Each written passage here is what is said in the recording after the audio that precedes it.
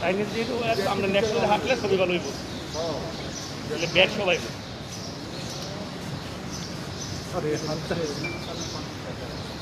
আপনাদের তোমরা এসে বলবো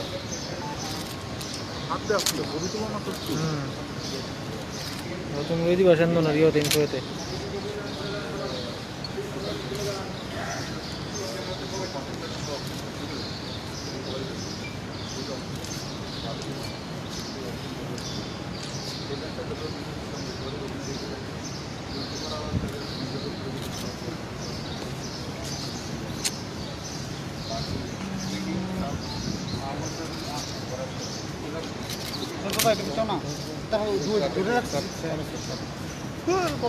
না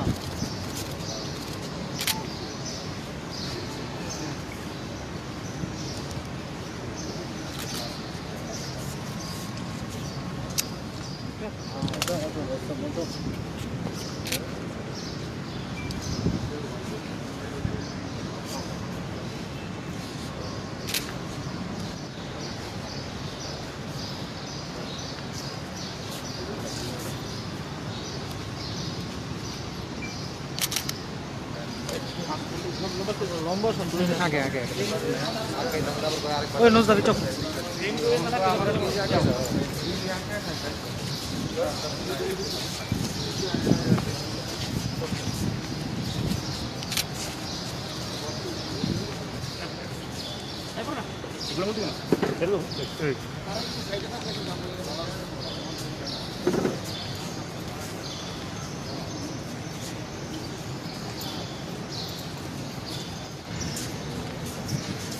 দেবাশিস দেবাশিস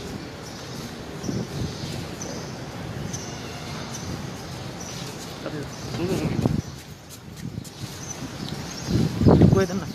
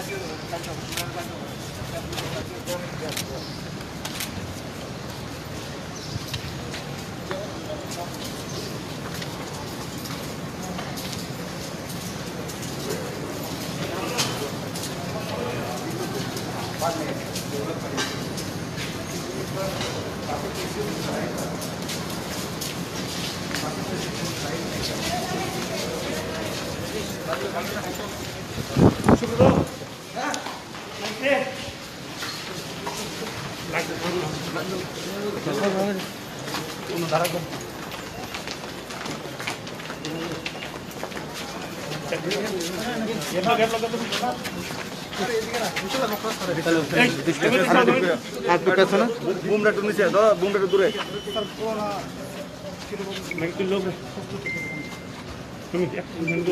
করোনার প্রস্তুতি পুরা হেলথ ডিপার্টমেন্ট এবং অ্যাডমিনিস্ট্রেশন এবং আমার জাগ্রত জনতা মিলে আমরা সঠিক দিশায় কাজ করছি। আজকে এখানে আমি এই হাঁপানিয়া যে সেন্টারে এসেছি, এখানে 300 বেডের ব্যবস্থা করা হবে। 200 বেড তৈরি হয়ে গেছে, অক্সিজেন কনসেন্ট্রেটার সঙ্গে রয়েছে, আর 200 বেড আজ থেকে চালু করে দেওয়া হবে। তো যারা আমাদের পশ্চিম ত্রিপুরা জেলার মধ্যে রয়েছে তাদেরকে এখানেও রাখার ব্যবস্থা আমরা করেছি এবং ডিবি হসপিটাল হোক, বিএম হসপিটাল হোক, আমাদের ডিস্ট্রিক্ট হসপিটালগুলোকে আমরা স্ট্যান্ডার্ডিং করেছি যাতে ওই ডিস্ট্রিক্ট থেকে অন্য ডিস্ট্রিক্টে না যেতে হয়। Oxygen concentrator, oxygen bag, RTPCR, পুনের টেস্টিং, সবগুলো ব্যবস্থা আমরা ডিস্ট্রিক্ট ওয়াইজ প্রায় করে ফেলেছি। তার জন্য তার আগেরবার যেটা একটা প্রবলেম হয়েছিল যে ডিস্ট্রিক্ট থেকে যে কোনো পেশেন্ট কোভিড পজিটিভ হওয়ার পরে যে অক্সিজেনের প্রবলেম হতো তাকে জিবি হসপিটালে নিয়ে আসে। এবার সেটা ডিসেন্ট্রালাইজড আমরা করতে সক্ষম হয়েছি। দ্বিতীয় একটা বিষয় আপনাদের মাধ্যমে আমি বলবো যে জিবি হসপিটালে ওটিতে আমি কালকেও দেখেছি ওটি এবং আইপিডি তার মধ্যে 900, 950 করে পেশেন্ট আসছে, যেটা গতবার ওপিডি আমাদেরকে বন্ধ করতে হয়েছিল। এবার আমরা জয়ন্তী ব্লক কোভিড যে হসপিটাল এক্সক্লুসিভ তৈরি করে নিয়েছি। গতবার যখন করোনার প্রকোপটা কম ছিল তখন আমরা সেটা করতে সক্ষম হয়েছিলাম, কিন্তু এবার সেটা আমাদেরকে তৈরি আছে এবং যে কোনো সিরিয়াস পেশেন্ট যে পশ্চিম ত্রিপুরা জেলার হোক বা অন্য জেলার সিরিয়াস, তো সেই জায়গাতে আমাদের ব্যবস্থা রয়েছে। সেখানে 21টি বেড রয়েছে, 220টি, আর সবগুলো অক্সিজেন লাইনের সঙ্গে আছে। তো এই ব্যবস্থা গতবার করতে করতে অনেক সময় লেগেছিল, স্বাভাবিক একটা ব্যবস্থা করতে সময় লাগে, কিন্তু এবার আমাদের কাছে সেটা রেডি রয়েছে।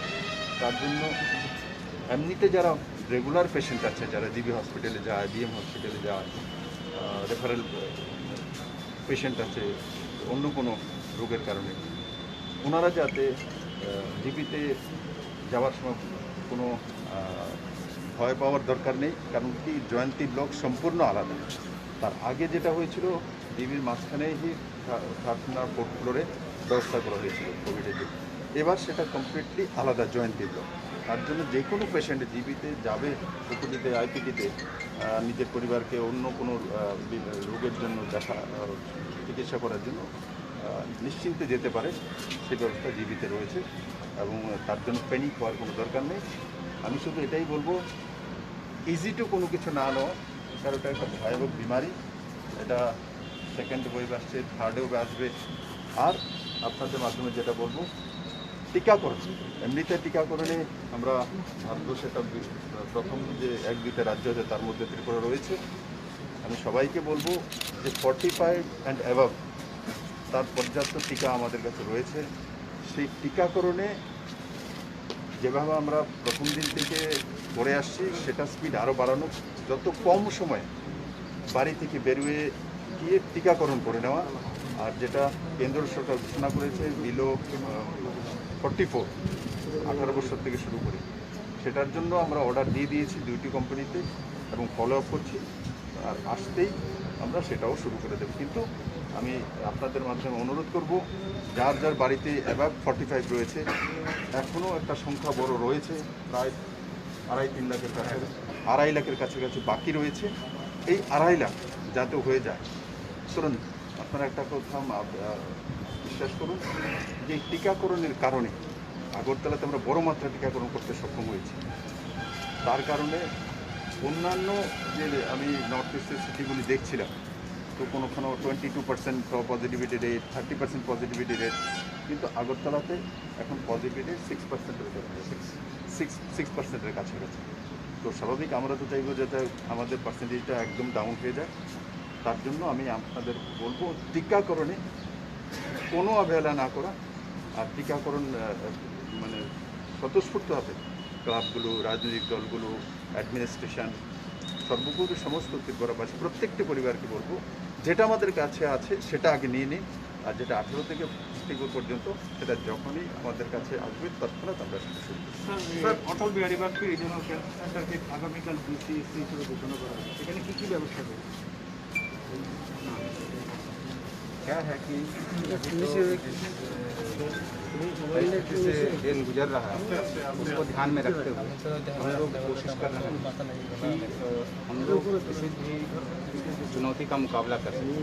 इसीलिए जो व्यवस्था अभी दी गई है, इसके अलावा भी यदि ज़रूरत पड़ी तो जो रीजनल कैंसर सेंटर है वहाँ भी हमारे पास 100 बेड की कैपेसिटी है, तो उसको भी हम लोग यूज कर सकते हैं। तो अभी हम लोगों को उसकी ज़रूरत नहीं पड़ी है, लेकिन हम लोग उसकी भी तैयारी कर रहे हैं। सर लॉकडाउन तो इसलिए बोल रहा हूँ, ये मैं जानता हूँ इसमें, কিন্তু একটা বিষয় আমি বলবো যে তার জন্য ক্যান্সার আমাদের রেগুলার পেশেন্ট আছে, তো তার কোনো অসুবিধা নেই। অনেকের মধ্যে এটা হতে পারে ওখানে এটা তৈরি হচ্ছে, তো কোভিডে হয়ে যাবে, তো ক্যান্সারে আমরা কোথায় যাবো? ক্যান্সারের যারা পেশেন্ট রেগুলার পেশেন্ট রয়েছে তাদের কোথাও ভয় পাওয়ার দরকার নেই, কোনো কিছু করার দরকার নেই। তাদের যেভাবে আগে ব্যবস্থা ছিল সেইভাবেই ক্যান্সার ইনস্টিটিউশন তার ব্যবস্থা রয়েছে, তার চিকিৎসার জন্য নির্ভয় যেতে পারে।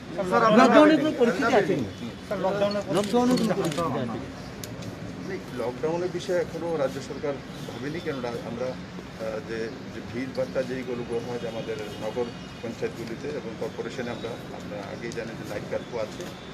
এখন যেই জায়গাগুলো বাজার হোক, গ্রামীণ বাজার, সেগুলো মাইক্রো ম্যানেজমেন্টের মাধ্যমে আমরা এখন দেখব, টেস্টিংয়ের মাধ্যমে কোথায় বাড়ছে কী করছে। যেমন যদি হয় তাহলে মিডিয়াম বাজারগুলোকেও আমরা অথবা তার আশপাশের এলাকাকে আমরা মাইক্রো ম্যানেজমেন্ট করে কন্টেনমেন্ট জোন করে তাতে কারফিউর ব্যবস্থা, করোনা কারফিউ বা লকডাউন প্রয়োজন হয় এই ধরনের ব্যবস্থা ওই কেন্দ্র করব।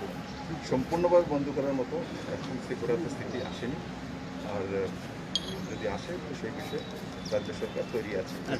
আচ্ছা, আজকে এখানে অক্সিজেন সাপোর্ট বেড কয়টা করা হয়েছে? এখানে 200 বেডের ব্যবস্থা রয়েছে। অক্সিজেন সাপোর্ট এখন 100 হয়ে গেছে, আর 100 কালকের মধ্যে হয়ে যাবে। अपनी 140 बेड ऑक्सीजन कंसंट्रेटेड सहित আছে और 60টা রিকভারি বেড আছে। और যে স্যার বলেছেন 100টা বেড और আসবে, ওটাও তো এত প্রচারে টোল ফ্রি নাম্বারগুলো এর আগেরবারও আমরা কমিটি তৈরি করেছিলাম এবং টোল ফ্রি নাম্বার দিয়েছি।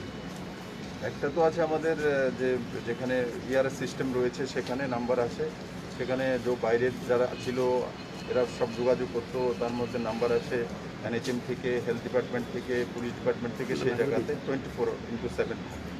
বাকি ডিস্ট্রিক্ট ওয়াইজও তার ব্যবস্থা আছে, সেটা প্রচার প্রসার আমি মিডিয়াতে আপনাদেরকে দিয়ে দেবো, আপনারা দেখান, তো তাতে মানুষের সুবিধা হবে। আর মানে আরও যদি মানে অ্যাডভান্স যদি থাকতো তাহলে মানুষ অনেক রিলিফ পেতেন স্যার। মনে আছে তো নাম্বারগুলো, কিন্তু সেইভাবে স্যার প্রপারলি স্যার মানে কমিউনিকেট মানে করা যায় না ওনাদের সঙ্গে, সব তথ্য থাকে না স্যার তাদের কাছে।